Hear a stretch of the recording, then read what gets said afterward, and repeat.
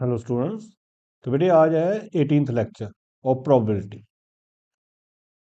18th lecture discuss करने लगे हैं वो प्रोबेबिलिटी का, एनसीईआरटी वाली प्रोबेबिलिटी का।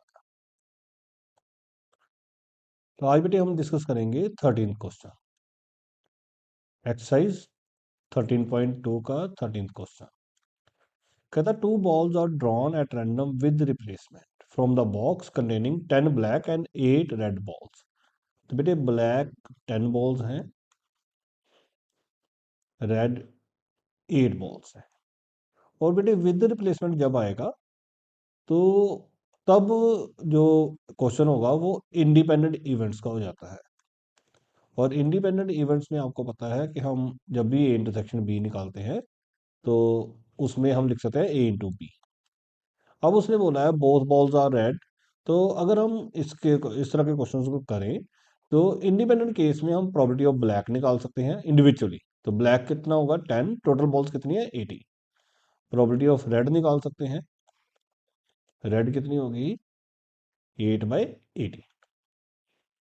अब उसने बेटे क्वेश्चन में बोला है, अब उसने पहले पार्ट में जो बोला है according to that, according to that both are red. Both are red का मतलब है दोनों ही रेड है, पहली भी रेड है सेकंड भी रेड है। तो इसको ना हम इंडिविजुअली लिख सकते हैं रेड इंटू रेड। तो 80/18 इंटू 8/18। और जब हम कटिंग करेंगे ये बन गया 4, ये बन गया 9, ये भी बन गया 4, ये बन गया 9। तो ओवरऑल आंसर विल बी 16/81। ये पहले कहा गया। अब सेकंड पार्ट में उसने बोला है first is red and second is first is black and second is red. तो इसका मतलब फर्स्ट ब्लैक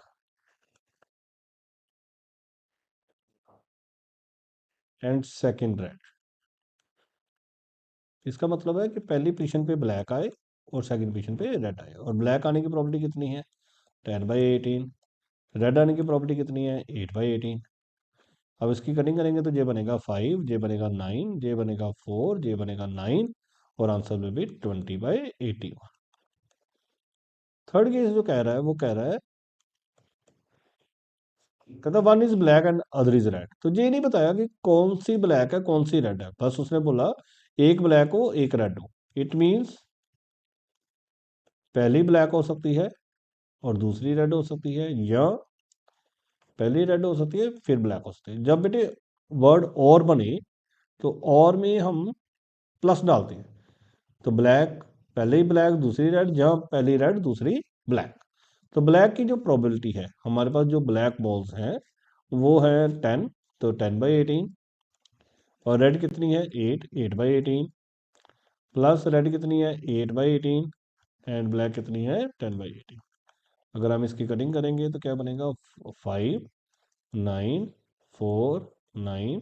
सेम इधर भी 4, 9, 5, 9। तो 20 प्लस 20/81 प्लस 20/81। तो इट विल गिव अस 40/81। तो जी हमारा वेरी फर्स्ट क्वेश्चन डिस्कस हो गया। नेक्स्ट बेटे अब हम डिस्कस करेंगे 14th क्वेश्चन।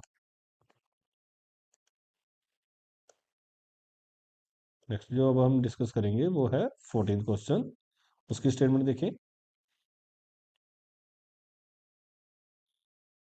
ये देखो।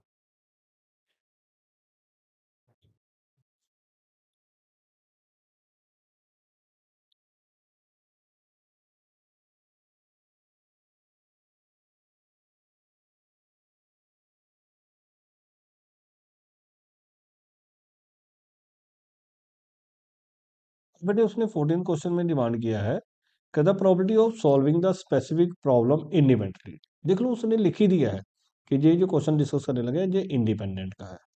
ए के सोल्व करने की प्रॉपर्टी दे रखी है 1/2 और बी के सोल्व करने की प्रॉपर्टी दे रखी है 1/3। ए के अलग से दे रखी है, बी के अलग से दे रखी है। तो probability of A solving is 1/2, probability of be solving is given 1/3।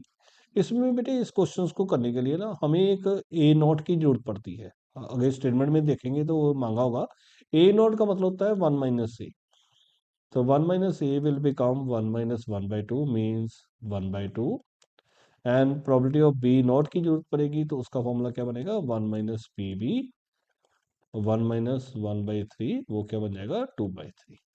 अब उसने क्वेश्चन में डिमांड किया है problem is solve and exactly one solve the problem.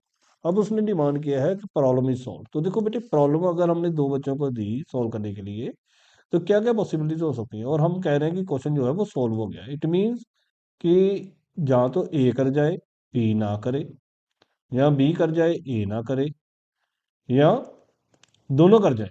तो इसलिए इस केस को, इस क्वेश्चन को सॉल्व करने के लिए अगर हमें ये निकालना है problem is solve,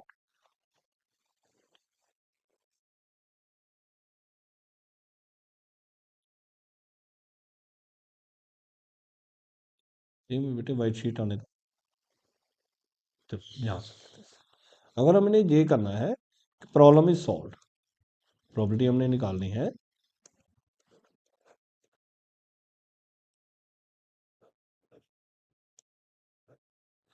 problem is solve. इसका मतलब है ए कर जाए और बी ना करे तब भी सॉल्व हो जाएगी, ए ना करे बी कर जाए तब भी सॉल्व हो जाएगी, या दोनों सॉल्व कर ले।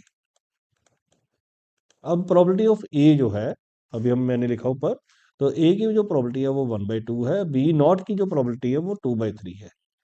ए नॉट की प्रॉपर्टी 1/2 है, बी की प्रॉपर्टी 1/3 है। ए कर जाए, ए की प्रॉपर्टी 1/2 है, बी की प्रॉपर्टी भी 1/3 है। अब अगर हम इसको सिंप्लीफाई करेंगे,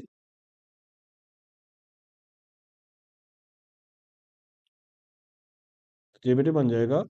और बेटे इन क्वेश्चन में ना हम ज्यादातर कटिंग नहीं करते हैं। इससे देखो ये बनेगा हमारे पास, अब ये बनेगा 2/6,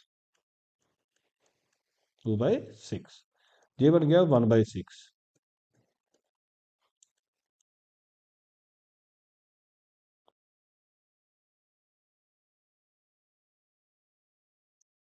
एक सेकेंड,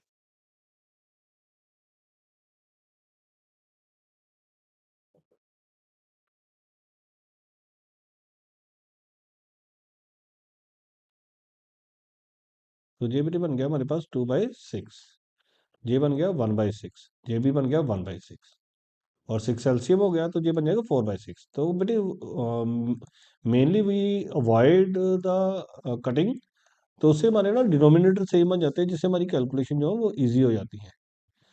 सेकंड वन उसने बेटे डिमांड किया है exactly one the saw, probability, second part में उसने डिमांड किया है exactly one saw. Exactly one solve का मतलब है ए करे लेकिन बी ना करे, या ए ना करे और बी करे। अब ए के करने की प्रोबेबिलिटी थी 1/2, बी नहीं करने की प्रोबेबिलिटी है 2/3, ए नहीं करने की प्रोबेबिलिटी है 1/2, और बी प्रोबेबिलिटी के बी करने की प्रोबेबिलिटी है 1/3।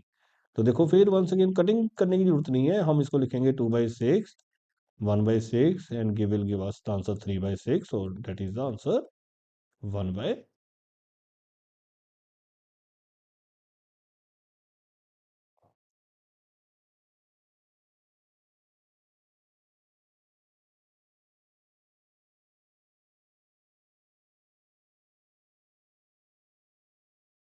फिर ये देखो मैंने आगे सॉल्व सोल्यूशन में भी डाला हुआ है।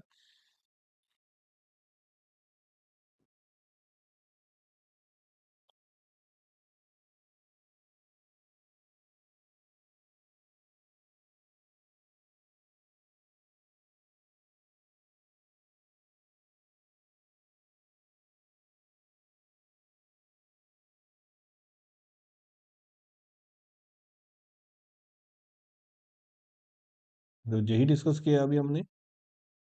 तो नेक्स्ट बेटे क्वेश्चन डिस्कस करने लगे हैं 16 क्वेश्चन, इसी 13.2 का ही।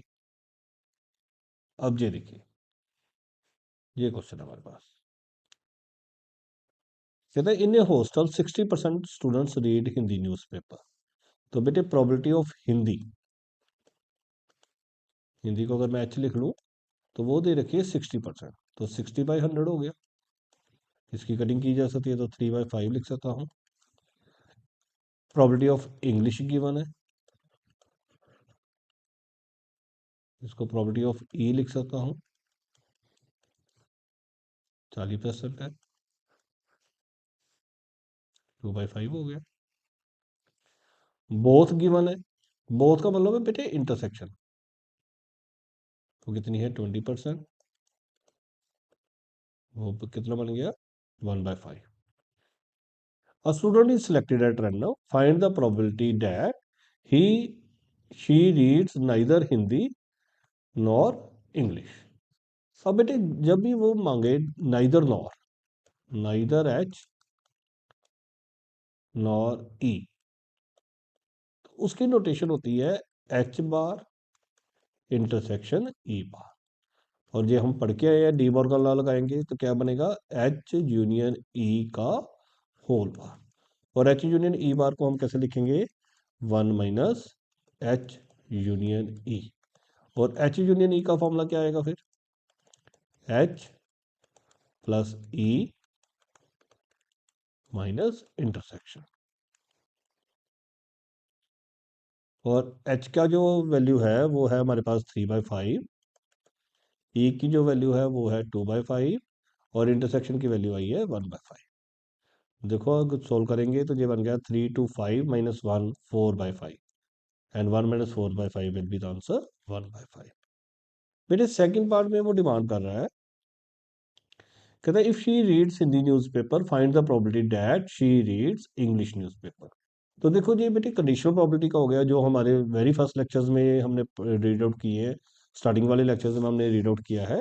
तो जिसके साथ प्रोबेबिलिटी होता है, जिसके साथ भी बेटे प्रोबेबिलिटी होता है उसको हमने फ्रंट पे रखना होता है और दूसरे को बैक पे रखना होता है। तो ये अब कह रहा है find the probability that she reads English, तो प्रोबेबिलिटी ऑफ इंग्लिश निकालनी है हमें, प्रोवाइडेड शी रीड्स हिंदी। तो इसकी नोटेशन क्या बनेगी E intersection H divided by P H. तो ये ए ओवर बी का कंसेप्ट लग जाएगा। ई इंटरसेक्शन एच हमारे पास 1/5 है और एच की प्रोबेबिलिटी हमारे पास 3/5 है, तो आंसर कितना आ जाएगा 1/3। नेक्स्ट क्वेश्चन है, कहता है she reads English, find the probability that she reads Hindi. अब प्रोबेबिलिटी हिंदी के साथ हिंदी आगे आ जाएगा, इंग्लिश पीछे आ जाएगा। तो क्या बनेगा formula E intersection H divided by P E. और जो ई इंटरसेक्शन एच है वो 1/5 है और जो ई है वो हमारे पास 2/5 है, तो आंसर कितना आ जाएगा 1/। तो ये था हमारा 16th क्वेश्चन।